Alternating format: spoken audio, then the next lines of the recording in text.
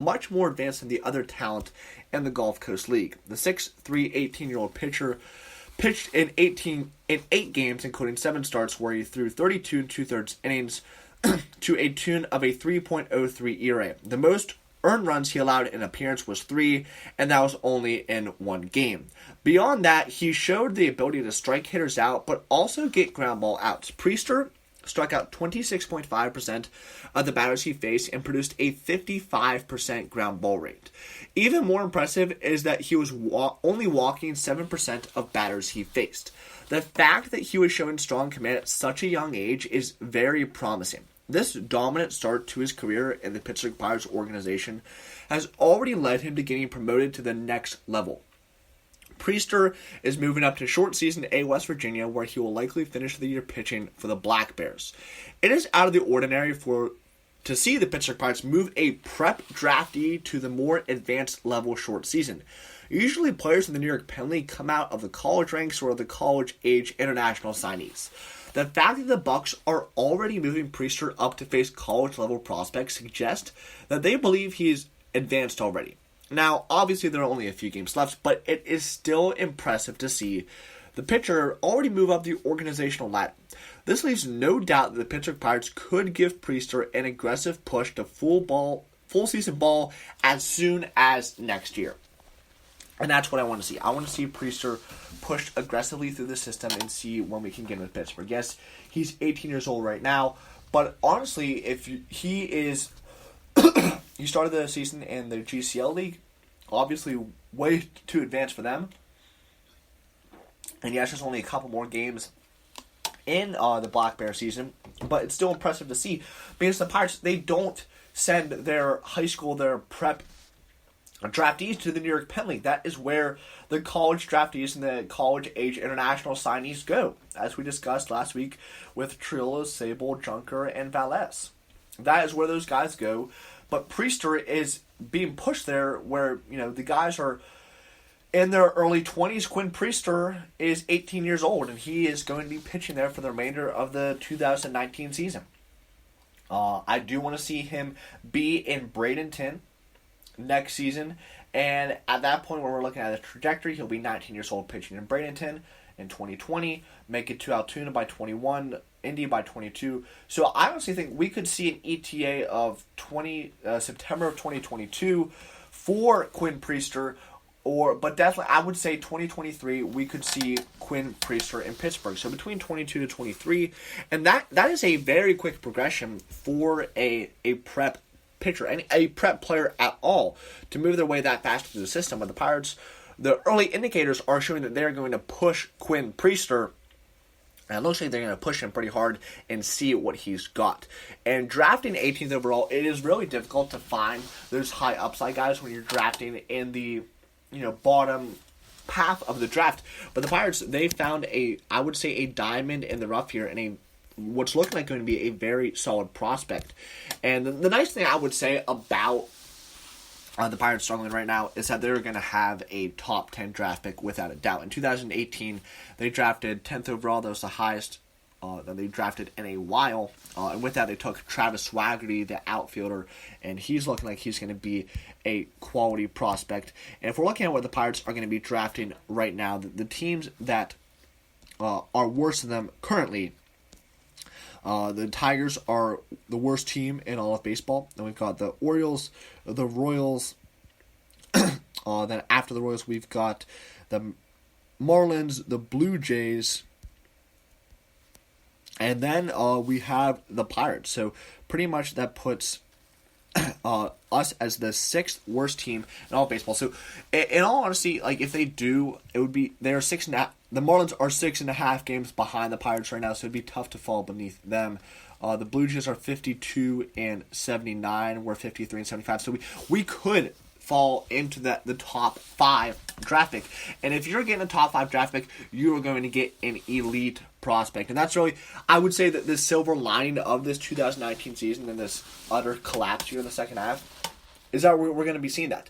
And in all honesty, it's tough because when you watch your team, when you go to games, you obviously want them to win, right? But knowing the fact that if we do, finish out the season the way we've been playing right now, we're going to get a top 5 pick. And that is exciting. It is exciting to have that. And to know that we still do have the talent to be a competitive baseball team in 2020. It's a very, very weird situation because all the teams beneath us right now are in clear and obvious rebuilds. We're the only team really that has a chance of having a top 5 pick to not be in that clear and obvious rebuild stage. And the Pirates definitely could go down that route here in the offseason. But either way, we're going to have a very high draft pick. And I still don't think Neil Huntington should be here in 2020. But if he is, he has done an excellent job in these drafts. And, Quinn Priester, Travis Swaggerty, the Shane Balls that got Chris Archer the year before. He has done a very solid job in drafting, especially early on in the draft. And really, this 2019 draft class, and we talked about it after it, and it's hard to really grade especially a baseball draft class, because you have the other sports, NFL, NBA. When those guys get drafted, they are right in the league immediately. There's no minor league progression that they have to go through, but baseball is completely different. The major league level is so much different than the college and especially the high school level, that these guys have to go through years and years of minor league baseball to get themselves ready to be major league baseball players. And that's what makes this sport so unique, is that these guys get drafted. Our first round pick in 2019, we're not going to see him until at the earliest 2022, 2023. It takes a while for these guys to move through the system, and that's considered being pushed aggressively. And it's just what makes baseball unique. And as I said, you can really grade a draft class. Really, I would say about a decade after is when you can properly grade it, because you get 10 years after the draft class. You see, okay, what guys made it to Pittsburgh, and where did we trade? Who did we get in those trades? Yada yada. You are able to see more properly how a draft class can be graded. But so far, the 2019 draft class is looking outstanding. And the guys that I want to highlight again, obviously Quinn Priester. Some other guys that excite me: Jared Triolo from Indiana, Cameron Junker from Notre Dame, Blake Sable from USC. Those are the 4 guys that really excite me from that draft class, especially Quinn Priester. But I believe Triolo, Sable, and Junker are all going to be guys that we're going to be talking about for years to come in this system. And the 2019 draft class, if you're able to get 4 guys like I believe that we have in Priester, Triolo, Sable, and Junker, it's exciting. And to be honest, the exciting thing too is that Priester is on the same track as these college guys in Sable, Junker, and Triolo. That's how advanced he is at such a young age, and it is exciting. He's going to struggle at some point. We do know that. But he's probably going to get a start or 2 with the Black Bears. It's going to be exciting to see, okay, what can Priester do at the college prospect level? How does he square up against these guys? Because if he can succeed there, then this leaves no doubt that the Pirates are probably going to push Priester to Bradenton at some point. And I hope that they push him to Bradenton to begin the season in 2020. And we may even be able to see him in spring training. That's how advanced I believe Priester is. And that's how advanced the Pirates believe Quinn Priester is in his development at such a young age. And his command is elite for an 18-year-old prospect. Very exciting stuff. And it looks like Neil Huntington, another very solid draft class in 2019 with Quinn Priester leading the way. The Pittsburgh Pirates center fielder is currently one of the hottest hitters in the MLB. Take time to appreciate his recent hot stretch. In 2012, the Pittsburgh Pirates called up one of their top outfield prospects by the name of Starling Marte. Marte was highly touted throughout his minor league career and made an immediate impact when he hit a homer in his very first at-bat against the Houston Astros. From early on, it was obvious that Marte had 5-tool potential. However, for all the tools and potential Marte has showed since 2012, fans have still felt like he could be better. Well, Starling Marte has been much better for the Pittsburgh Pirates since May, and especially since the break. He has been one of the hottest hitters in baseball and continues to play Gold Glove caliber defense in center field. After hitting 197 in April, Marte returned to form by hitting 298 in May and over 300 every month since. Furthermore, over the last 30 days, Marte is hitting a cool .339 while getting on base at a .385 clip and slugging .587. Overall, he is batting .291 with 22 home runs and an .830 OPS. Really, in terms of the MLB, Starling Marte is having one of the most under-the-radar seasons of any outfielder.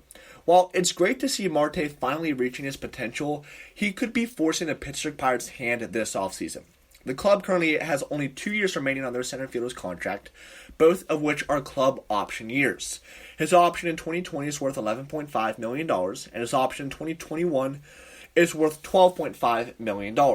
While this is a bargain rate for the Pittsburgh Pirates, his contract could also make him a very attractive trade chip this offseason. A few weeks ago here on Bucket Booth, we took a look at the free agent center field class. In terms of notable free agents, there really are none. The class is mainly made up of platoon players, defense first players, and aging veterans. Once again, a team looking to add an impact center fielder would be smart to check in on Starling Marte. As mentioned earlier, Marte's contract is very affordable for the Pittsburgh Pirates. However, the fact that they were willing to trade All-Star closer Felipe Vasquez shows that the team would be willing to move any of their key players who are on team-friendly but expiring deals such as Marte. Like Vasquez, if the Pittsburgh Pirates can get the package that they want, they may feel they can help the team more by acquiring multiple big league-ready prospects. Let's face it, Starling Marte is the Pittsburgh Pirates' best all-around position player, and the Pittsburgh Pirates normally try to sell high on players closing in on free agency. Marte hits for power, can get infield base hits, and plays gold glove caliber defense. While a lot of the Pittsburgh sports media likes to point out when Marte has mental lapses, he has quietly put together one of the best all-around seasons since Andrew McCutchen's prime years. With him producing the way he is, and with his team-friendly contract, this very well could be Starling Marte's last season as a player for the Pittsburgh Pirates. Excuse me. So, we talked about on the show a couple weeks ago, I think it was 2 weeks ago, about Starling Marte boosting his trade value. And as I said, he is having really one of the best all-around seasons that we've seen a Pirate player have since Andrew McCutchen's prime years. Yes, Josh Bell's putting up mammoth numbers, but Starling Marte is really the whole package, right? The 5 tools that we like to see: defense, power, hit for contact, speed, the arm. He has it all.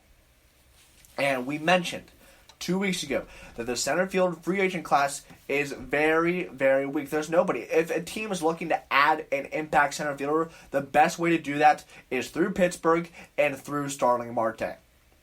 We're going to miss him when he's gone. I'm not saying that we won't. But we do have the depth to be able to make that type of trade. Now, what would the outfield look like sans Starling Marte? We would see Brian Reynolds out there, obviously, Gregory Polanco, and Jason Martin would be the outfield, potentially. And the other thing is, if Jason Martin doesn't pan out, then they could go with maybe Reynolds in center, put Polanco in right, and Jose Osuna in left, or maybe, and I've talked about this before, try and Will Craig in the outfield as well. So the Pirates, they do have options there, and options that would make sense and could still lead to a winning baseball team. Now, would trading Starling Marte trigger a full-on rebuild? I don't think so. It might be a bit of a retool where 2020 is looked at as that retool year, and 2021 a competitive year. But trading Marte would not be the end of the world, and I honestly think it would be the best decision this team could make if they get the right package. And that's what I said with Vasquez. Like, okay, I would have loved to get the right package from the Dodgers and ship him out. But what we need to do now is get the right package from Marte, and we still can hold him if we don't get that right package. And we saw that with Andrew McCutchen as well. We held on to him until the season before his free agent year, and we got Kyle Crick and Brian Reynolds, which is a pretty darn good deal. We're still able to get good deals a year out. So if you want to get a super good deal, which I think that we could definitely get here, but what we can't do, though, is have a Garrett Cole-like trade, where you get the Colin Moran, Joe Musgrove, Michael Feliz, and Jason Martin. Yes, they're decent MLB players, but at the same token, it's not, the Brian Reynolds and Kyle Crick they were able to get for Andrew McCutchen. So, The question here is they need to wait and they need to be patient because they have the leverage in a potential